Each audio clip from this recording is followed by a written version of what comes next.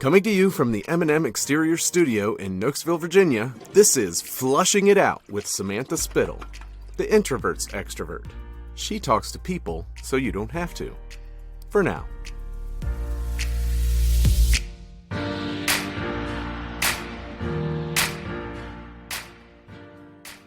Awesome. Well, I'm excited to jump into this. Like I said, we've never done something like this, so I'm super excited because I'm excited to have a new person, Bridget. So thank you for being willing, because it's one of those things that so many of my interviews is through my lens of life and then the lens of the person I'm talking to. So I'm really excited because I have worked with Ed.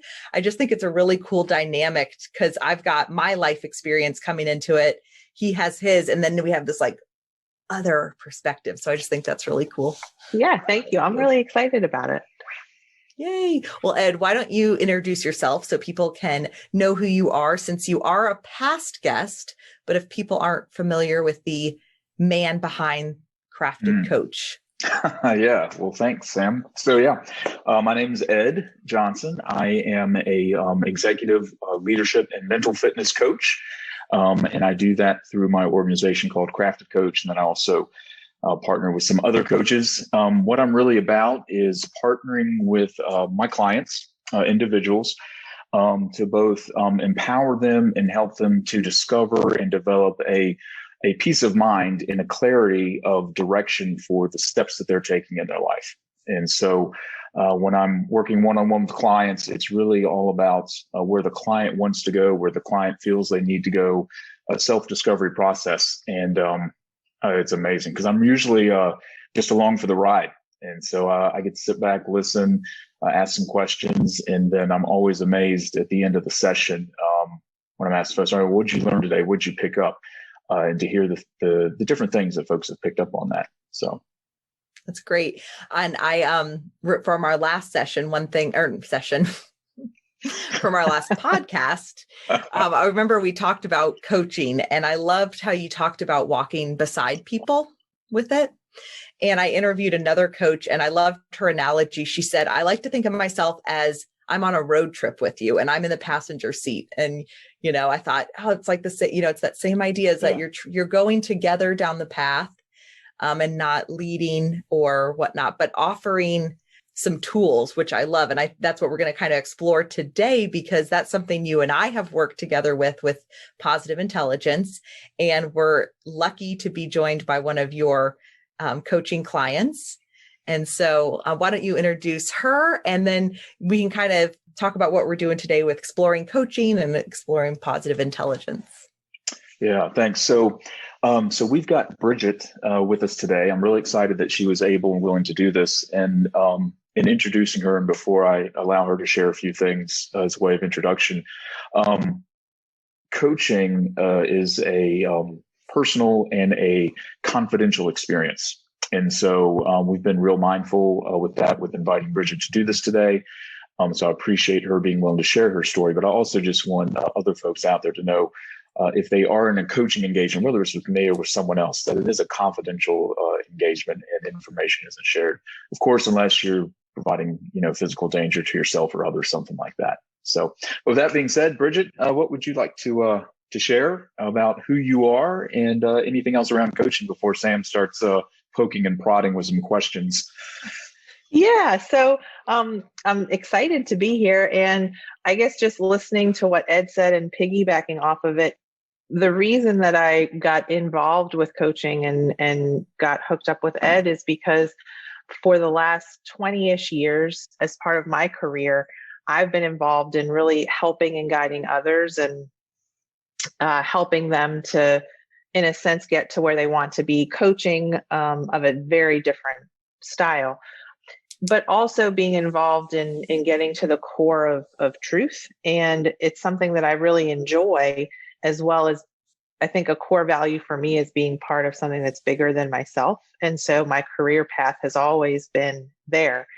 And so I got linked up with Ed because I got to this crossroads where I just really felt like I wasn't exactly certain of my purpose and if I was fulfilling it the best. And I was really having trouble sorting through that. And so I got linked up with Ed, and kind of here we are. And I will say, just related to what Ed said, is it's interesting. This has definitely been a process of self-discovery for me. It's been awesome. Way more than I ever, I think, expected out of it. I don't really know what I expected, but it's definitely more. But also, he said something a minute ago, which was he's really just along for the ride. And at the end of sessions, he says, so what did you learn? And what are you taking away from this? And it's interesting because as the person that sits on the other side of that, while I feel like I probably do a lot of the talking, it never occurs to me until we're done or until I hear him say it like he just did, that he's really just along for the ride, and that it's really guided by me, because I feel like the questions he asks are so great and so insightful that it's almost like he's guiding it. But I know he's really not. And so it's just a really neat experience to kind of realize, like, hey, a lot of this stuff came from my brain, with his help. And sometimes actually I have the thought of like, man, why didn't I think of that if I was able to say it right now? So it's just a testament to Ed and his ability as a coach, I think. So. That's so well said, Bridget, because I have worked with Ed, and I actually almost had the exact same conversation with my husband. And we know Ed, I think we can say personally, we know him, outside of work life. And I was telling him, I'm like, I really, enjoy my sessions, and I forget how I was describing it, but it was like, it's not like he's giving me all this stuff so that I leave being like, well, Ed said, and Ed said. It's like, no, it's me. Like, and I think just having that, I don't know. So I guess guide, but like co-guide, just someone to help us through those navigation of thoughts, because we get lost in our minds so much. I think that's such a common thing. And I know for me personally, when I'm with someone, I want to give back to them, so it's like, if you and I are in a conversation, I want us both to be learning and growing. And so I want to be giving back to you. And what I found in these coaching sessions is it's like, he helps me. Like, I can't do that. So if I start to do that, it's like, nope, this isn't about me right now. This is about you. Yeah, I think what you're both alluding to is, which probably is part of what's given risen to the opportunities for coaches in the world today, I think, is that space, that dedicated space to really think and try to sort things out. We're so busy in our lives, I think, is part of it. And we have so many different demands coming on us. And so when someone engages with a coach, or if an organization engages a coach for an employee or whatnot, it's really, that is dedicated space solely and only for you, period. And that's it. And I'm just not sure how often we have that space and the freedom to kind of what you were saying, Sam, to really think and talk out and explore something in such a way where you're not also trying to give something to the other person or try to sort something out for the other person. Definitely. I don't know if that lands right or not, but that's kind of what came up for me when I was listening to you. For sure. And a space free of judgment too. And so, Bridget, you were talking about, you had a background with work where that you were coaching other people. And so what I was hearing, it was like, so my question is like, did kind of stepping into now this like coachee, role and having Ed, was it like that safe space for you to kind of work through some of this stuff instead of always needing to be the one to like help others? Absolutely. And in fact, it's one of the things. So, for me, the journey with Ed started solely around work. And really quickly, it was evident to me that the work that he and I were about to do and then have done and, are doing was so much more for me than just about work. And I think one of those things, the reasons, is exactly what you just said, which is, I think if we're in roles as supporting other people constantly, I think at least for me, I a lot of times forget to support myself and what that really looks like. And so having that space with him where it was all about me, or it is all about me, and it's even uncomfortable to say that, right? Because as somebody, if you show up to the world mostly in work, to support others, it's weird to say like, oh, this is all about me. This isn't about you. That's really important though, I think, for everybody. And so it was huge for me to have that space, to focus on me and to be able to learn how to grow and continue to have to allow myself the space to focus on myself, even away from the coaching sessions. For sure. And it's funny because I talk a lot about, peeling back the layers and looking within. And my pastor and I, we talk a lot and do a side, have a side project. And it's like the spoiler alert is that it always comes back to you. It's always your own stuff, and I talked about that in another podcast episode about whenever you show up to a relationship, whether it's personal or professional, we're coming through it based on our life and our lens and our experiences. And so we can try to focus on the work stuff. Like you said, that's what brought you into it. We can try to say, nope, this is just compartmentalizing. This is just work. But it's like, dang it, that constant is always us and our own stuff. Yeah. So. It's one of the first things that Ed and I talked about that stuck with me was patterns, right? Mm-hmm. And what are your patterns? And that's kind of exactly like what you were just saying, which is you can try to like put stuff in little boxes and compartmentalize them really neatly. But if you take the time to really be open and to look, you see the same patterns and you're like, man, it all comes back to me, to this, Yeah. That's really cool. Yeah. So I'm curious, when you decided to pursue coaching, this is my train of thought with coaching. I feel like, I've been in the networking world for the last 16 or 17 years now. And so I actually met like one of my life coach about that time. But I was involved with Mary Kay for many years. And I just in the last couple of weeks made the connection that what I got from Mary Kay, what they provide is coaching. Because it used to be the word training, you had someone that trained you, but I got so much more out of it. Like for me, the business side was like 1%. For me, it was all this emotional growth and all this stuff. And they would teach you the sales side. But for me, the leaders that I was really attracted to were the ones that were kind of looking at the whole person. Mm-hmm. And so now, since working with Ed and meeting other amazing coaches, I'm realizing like, wow, in the corporate world, you have corporate training, you have this type of training, compliance. I don't even know all the terms. I'm trying to throw some out that sound like I do. You have all that. And I just realized like, oh, no one at those jobs cares about the whole person. And it's those mentors that I sought out were those people. And so what I'm kind of my takeaway is like, oh, coaching helps us connect all the dots, helps us connect how our personal life is influenced by, or how our professional life is influenced by the personal stuff. So that's just kind of my own like little sidebar, but I'm curious with you, you went into it with your work and as you so well beautifully said, you kind of found all this personal stuff. Is that something that you kind of knew going into it would be a part of the journey, or did that come as a surprise? So I think it came as a surprise for me because going into it, I was so focused on career and work. And so my head was really there, but it became very obvious to me the first time that we talked and got into it, that it was going to be about way more than just the career stuff.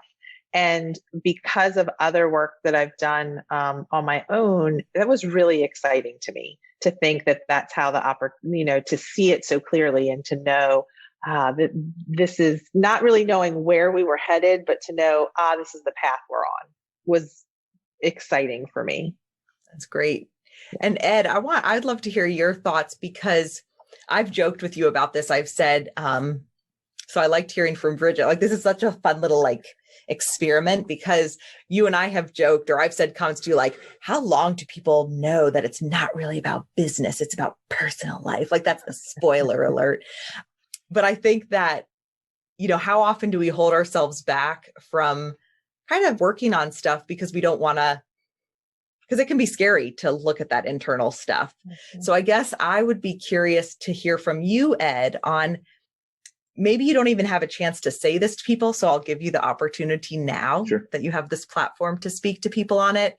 And then Bridget, if you want to chime in at any time, just because you've walked that road as well, because I feel like I didn't have the corporate background. With Mary Kay, it was like always, it's always that full coaching experience, couldn't get away from it. So, I would love to hear, Ed, kind of how you help people with that. But I guess, you know what, I know, spoiler alert, because you've already told me this, it's what people want it to be. So if they don't want it to be too deep, so I guess, I know that that's part of it too, but I'd love to hear your thoughts on that.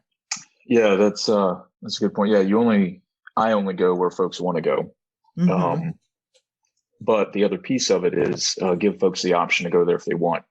Mm-hmm. And as I say that, I'm reminded of an experience I had with a client. This has been quite a while back. And this client mentioned something. I know that this is connected to X, but I don't want to go there. And so we knew, we're not going to go there. And so we went down a different path, right?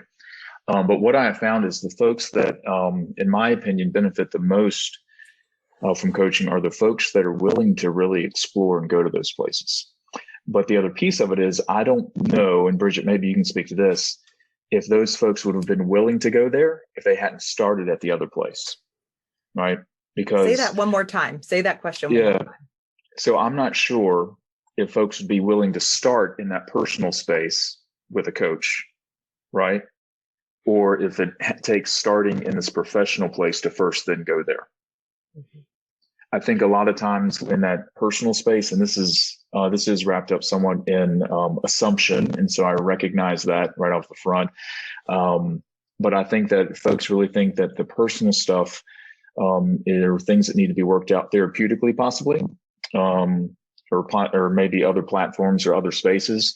But I think it's really interesting for me, even when I benefited from coaching, was to see how those two things were connected and how they could come together. And it didn't mean that a client might not still need therapy or benefit from therapy, or for some other sources as well. But it's kind of been my experience. Bridget, would you add anything or take away anything from that?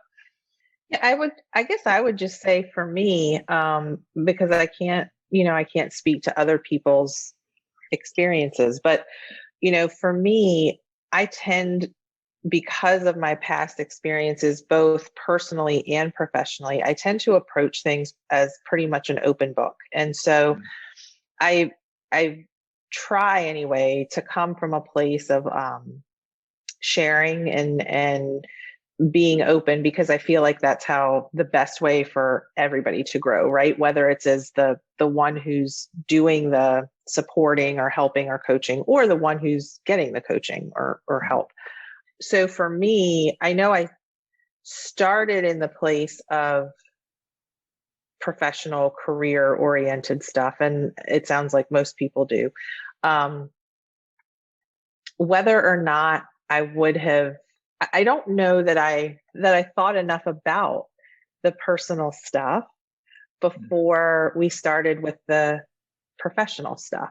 Mm. And so I guess in that regard, I wouldn't have gotten to the other place without starting in the professional place first.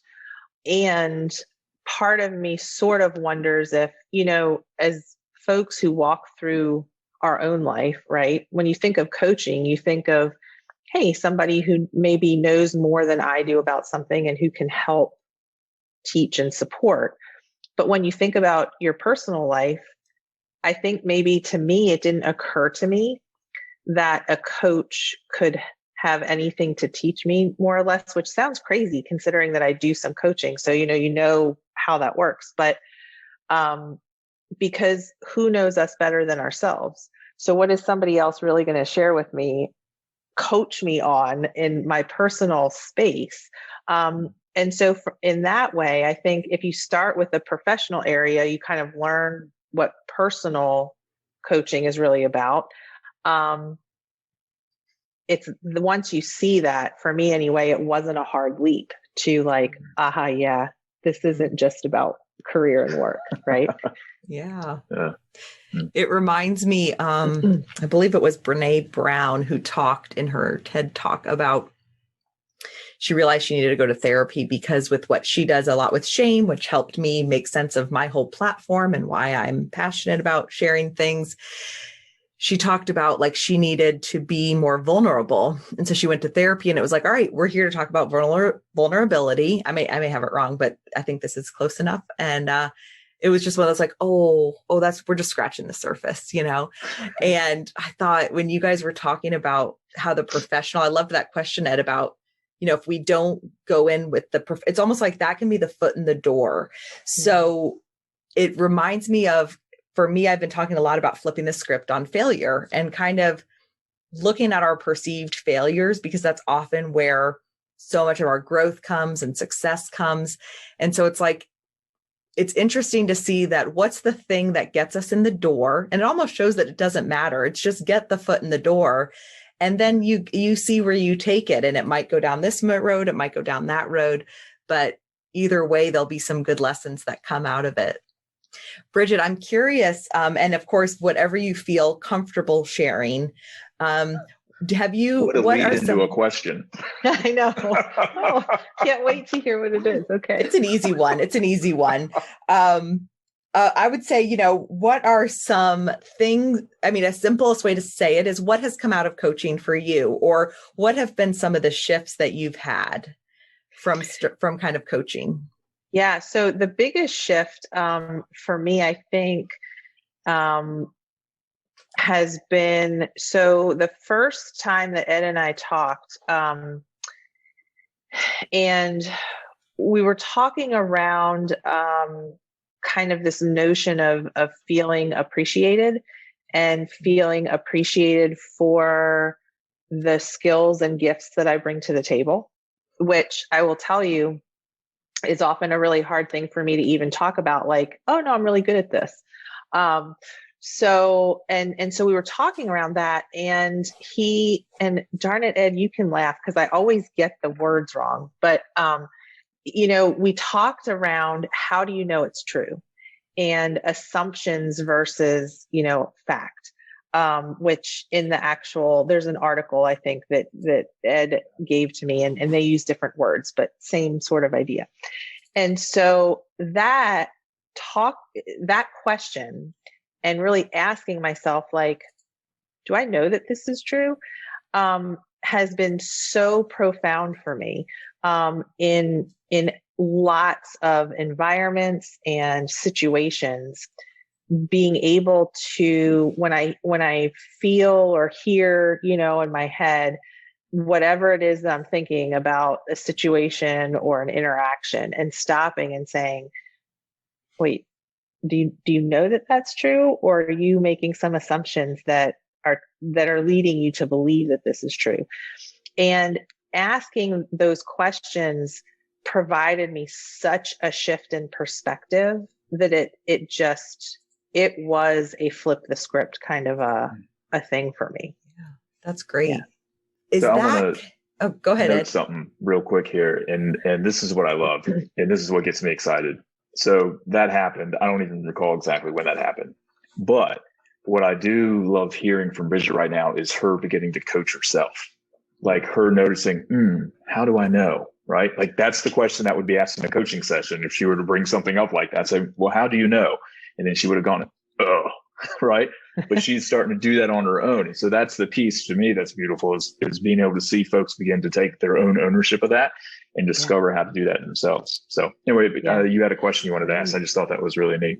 Yeah, no, that's great. Yeah. Examining our own thoughts. I mean, I'm glad you said that's a great example, Bridget, because as you're talking, it's like, oh yeah. So often I'm a verbal processor. And so I appreciate when someone, for me, what I love about coaching is that it's like you said, it's that dedicated time, and it's someone to kind of give back that, because sometimes you don't even hear your thoughts when you're not in that mindset, like Ed pointed out, that we are growing into, so many of us, it's that awareness. Yeah. So yeah, it's really neat to kind of, is that true? Where's that coming from? Is that tied into the positive intelligence stuff with those inner saboteurs for you, and which we'll talk about? So listeners, don't worry, we're going to talk about that. Oh, 100%. I mean, I hate to skip too far ahead, so I won't say too much, but go for it. Go ahead. Once we started getting into the positive intelligence stuff and really got into it, it's just amazing and fascinating to me how much is linked, not just to the saboteurs, but then the sage, right? Like, and the struggle, but I'll call it a struggle, but the struggle between the two, right? Yeah. The complexity between the two. I mean, I guess nothing is really an all-in-one fix or solution to stuff, but when you really get into it, the PQ stuff and the positive intelligence stuff, the ways, I mean, just the enlightenment that it brings to so much was just amazing to me.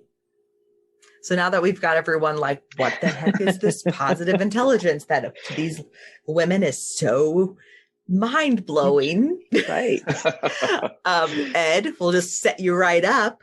Why don't you tell us about positive? Because we have both participated in a positive intelligence. What do you call it? Like a mental fitness boot camp, 6-week mental fitness boot camp. Yep. With app guided practice and whatnot. So positive intelligence, a book by the author Shirzad Shermain. And the basic premise of it, and it does go into some details and there's some training and stuff you can get on it. But the reality is any negative thought that you might have in your head is more of a warning symbol or a warning sign than anything else. And so what often happens when we have a negative thought, it kind of spirals and we think about the negative thought, we get spun up and we start trying to make decisions or figuring out how to get out of it or what to do, so on and so forth. But the negative thought, and this is his imagery, is more like putting your hand on a hot stove. And so it really resonates for me.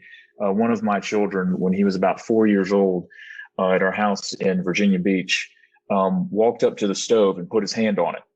And it was on, and he's never done it since, right? But when he put his hand on that stove, he felt the heat and he took it off. If he didn't have that feeling of the heat on, then he would have left his hand on there and it would eventually caught on fire and burned up and he wouldn't have use of it anymore, right? So the idea is, so when we have these negative thoughts, how do we recognize them? So that's the self-command muscle. Notice that it's there and then shift our mindset so that we're not functioning out of the survival mindset, but kind of shift towards the sage, which another way I like to think of that is just kind of being in flow, and then deal with the situation from that aspect. Now that's about as short as I can possibly make it. Bridget, what would you add, take away, or Sam, you also? Yeah, I mean, you always say it so succinctly, Ed. I feel like, yes, of course, you know, because when I think about it, I couldn't possibly have pared it down like that. I think one of the other biggest things going through the process and learning more is also the idea that you shared and pointed out at one point, which was that, you know, the saboteurs are really just an overuse of your greatest strengths or gifts. And that put into perspective for me, like, why are these certain saboteurs the ones that are most prevalent for me, and where does that come from? And not looking at them as so much of a dichotomy, I guess, if you will, but seeing how they're so intertwined with each other. Yeah. So saboteurs and sage are the two sides that we're dealing with here. And we all have what's referred to as the chief saboteur, which is the judge. The judge, right? Yeah. Judge of self, judge of others, and judge of circumstance. Right. And then there's 9 other accomplice saboteurs, if you will, which, just as you said, Bridget, are connected with our greatest strengths. And what it is, it's an overuse of our greatest strength. So particularly when we're in that survival mindset. And then we have the one sage muscle, if you will, but 5 different aspects of that. And so that's the empathize, which is really the biggest challenge for folks, is the empathy one, because it's empathy of self also, and really developing how to just accept and love yourself where you are. Doesn't mean you don't want to change or make things different, but just accept and recognize the beautiful essence of who you are. And the practice with it is looking at a childhood picture. So just kind of continue to look into that face and to see, I can't say it, just the beautifulness of who you are, your essence, your true essence, and then kind of building from there, which really, for me personally, it was a huge shift because I obviously went through the process myself and still working through it. Yeah, that empathy, it happened to me when we did our pod, and it happened once again. You said empathy, and I was like, I'm so good at that. I'm like so empathetic with other people. And then you said the part about to yourself, and I was like, back it up, back it up. I'm very hard on myself. And that's where, most of my coaching sessions, that's like, asking myself that question, Samantha, what have you gotten out of it? And it's like, I have realized how hard I am on myself. It's one of those things I thought, oh, I'm so empathetic of others and I'm so understanding. And it's like, but I do not give that to myself. And so learning to pause and think, where are these thoughts coming from? And I don't know about you, Bridget, but for me, as I said, that's been helpful. And it's the whole naming it, because when you name it, I think we have so much more power over it. And I know through the process with the positive intelligence, Shirzad talks about giving it names, if that works for you. But for me, it's just, I have, there's a quiz you can take online. So for listeners, I suggest we'll post it or something, but if you just Google positive intelligence saboteur assessment. Saboteur assessment. There you go. I recommend everyone take it, because for me now it's like people pleaser and high achiever. Those are my two. Oh, you and I should be best friends. Girl, yes, it's my instant connection. But it's one of those things I thought, doesn't everyone think like this? Or doesn't, I think I talked about it on like an Instagram or something video that I posted, but I talked about, for me, with pursuing this passion of the podcast and connecting with people, it's like, and I think it was through a session with Ed, I was talking about what qualifications should I get? What certifications and, all this stuff. And he was like, you need to take this quiz. I think I have just friend to friend. It was like, this will be good. And of course it comes back like high achiever. And that's helped me, because now when I start thinking all those thoughts of, do I need this? I can actually start breaking it down of, okay, I know this is my high achiever that of course wants to be qualified. I want to have, it come, like you said, Bridget, I'm so glad you reminded us of that it comes from a good place. Our saboteurs want to help us. So it's, for me, it's like, well, I don't want to be out talking nonsense and this and that, but it's that overuse where that it turns into a negative thing. So. Yeah. And as you say that, what I'm being reminded of, it's really two primal forces are fear and love. And so it's when we're making our decisions or when we're acting, are we acting out of some sort of a fear? Or are we acting in love? Are we being pushed towards something? Or are we being pulled towards something? Is a real difference. And for me, that's been pretty enlightening. Even from, it's the positive intelligence is grounded in science and studies and multiple things, and more than happy to go through that with anybody if they want to, or you can just read the book. But there is a deep sense of, dare I say, spirituality, connected with really many different faiths can kind of lean into this and see how it this concept of functioning out of love, being pulled towards something as opposed to that push and fear. And like you said, Bridget, being connected to something bigger than yourself too.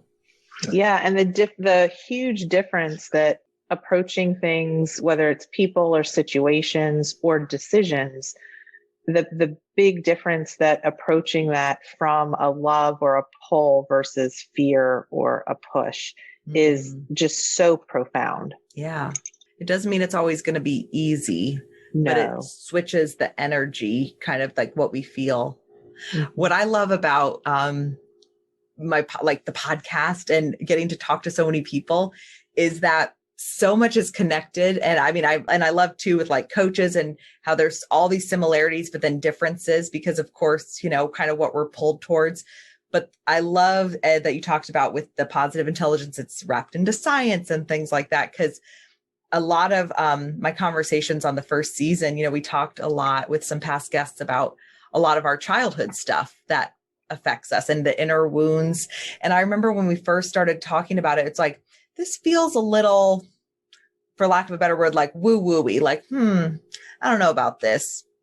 And it's just the more for me personally, I can't speak for others, but the more it's like we peel back the layer, it's like, it is all this stuff that we formed in our childhood, and that's the saboteurs.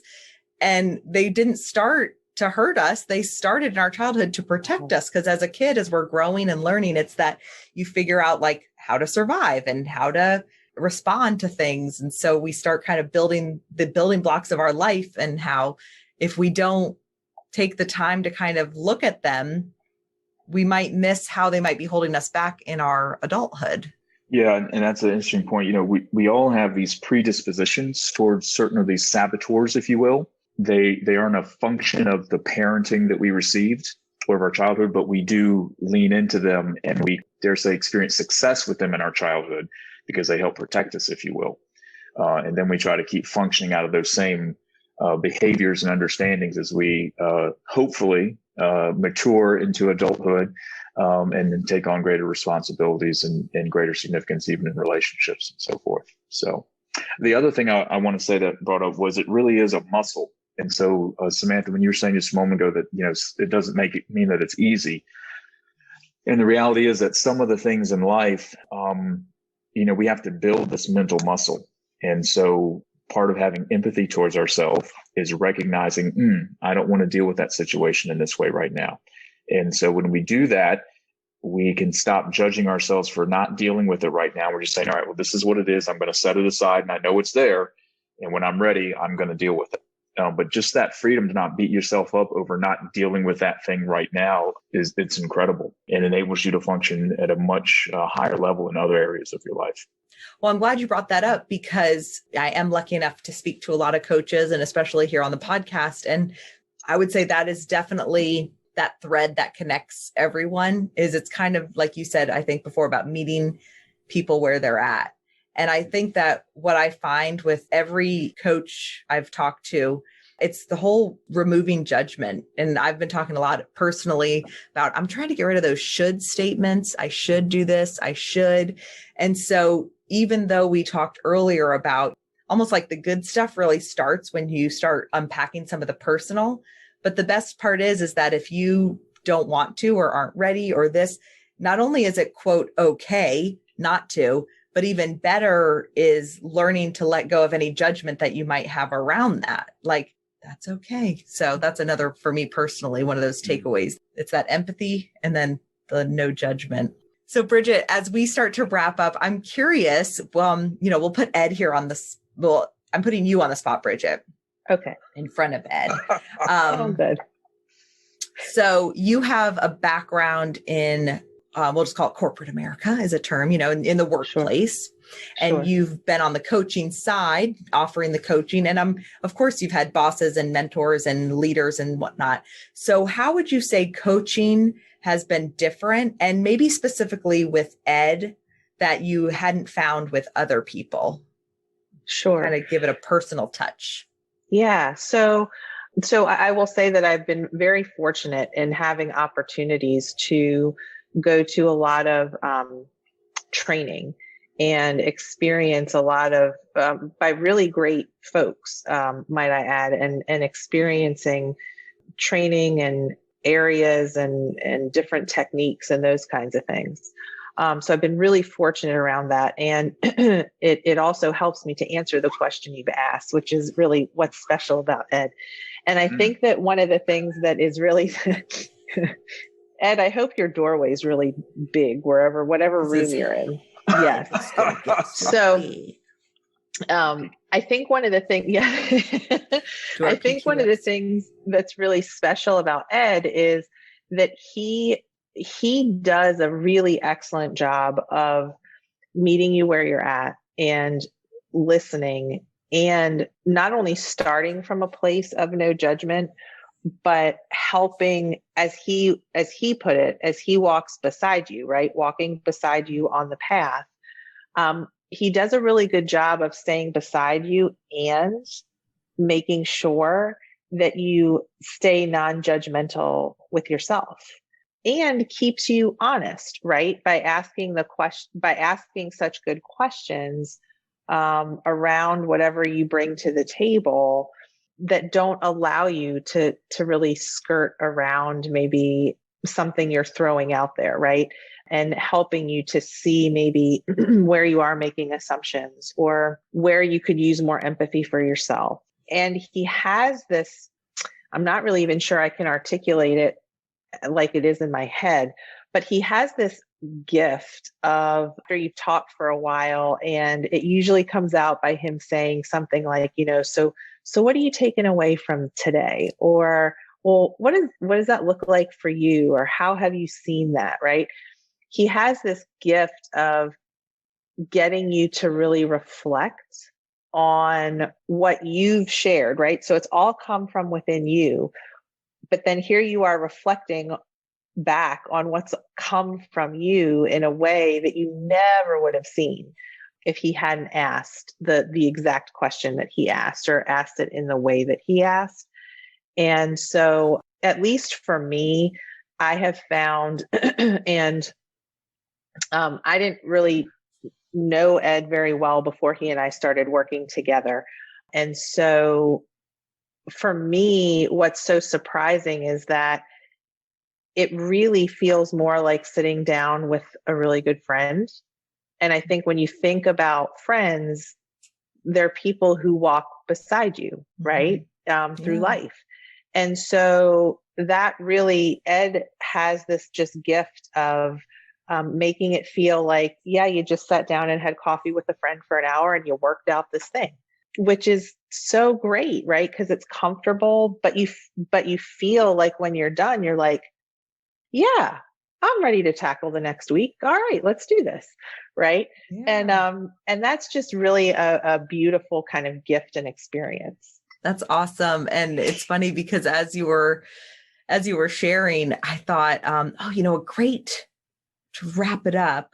If someone is hesitating getting started in coaching, kind of some words, because my husband and I did a episode last season and he shared about starting therapy. And, it's one of my favorite conversations just because I'm so grateful, for him and his willingness to share.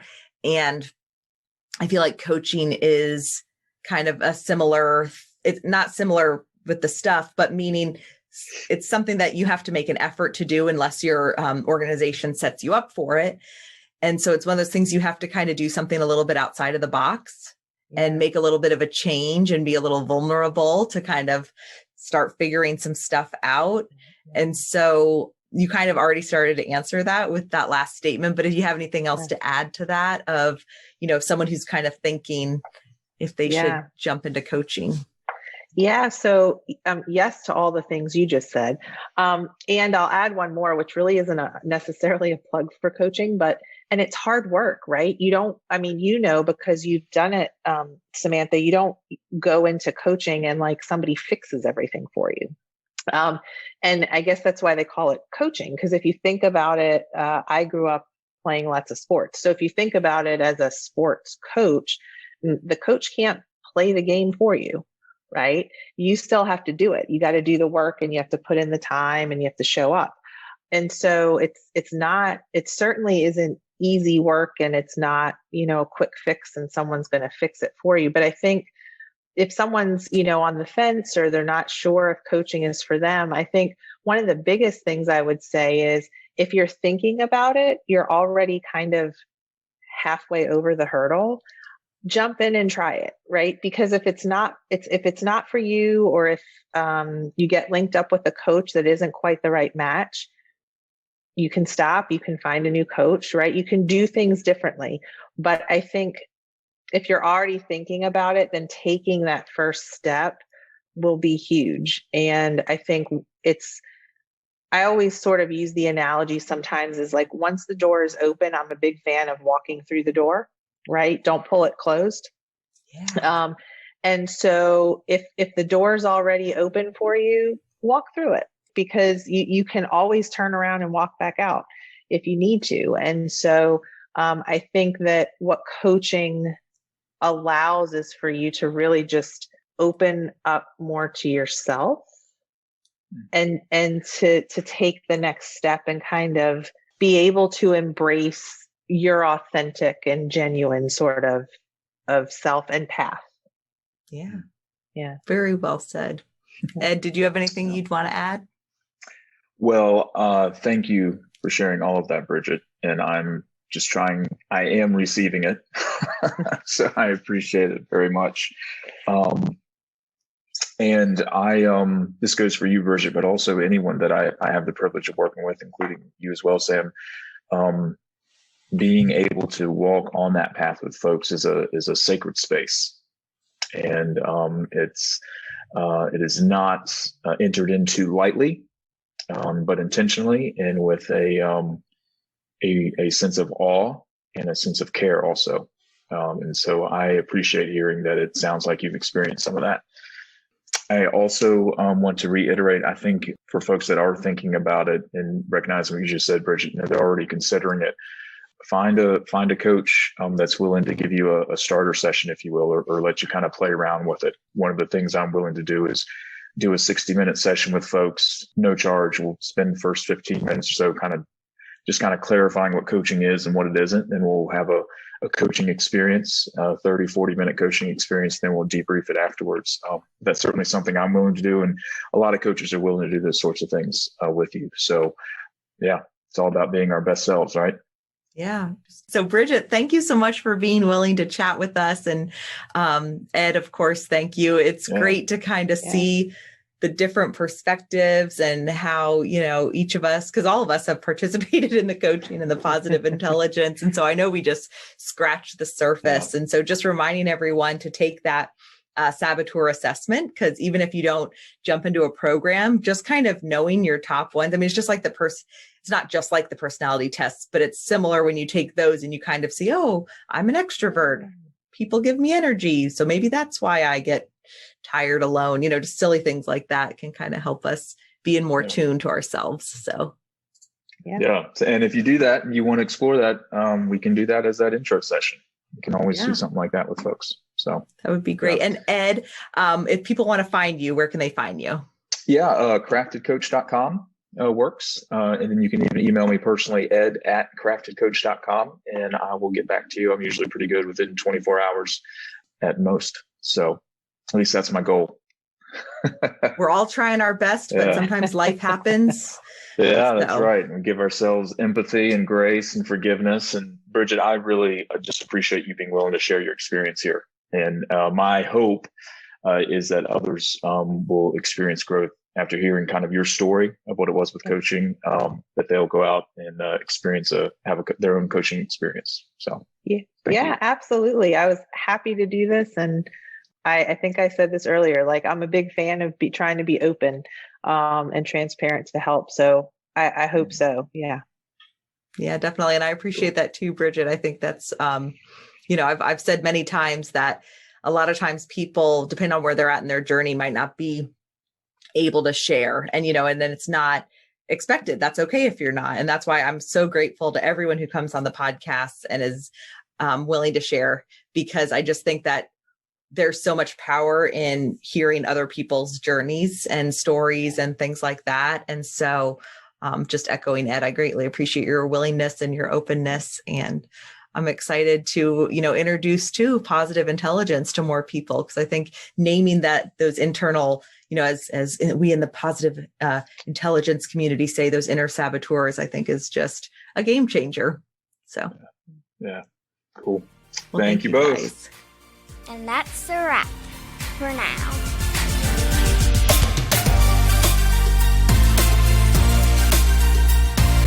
Thanks for listening to Flushing It Out with Samantha Spittle.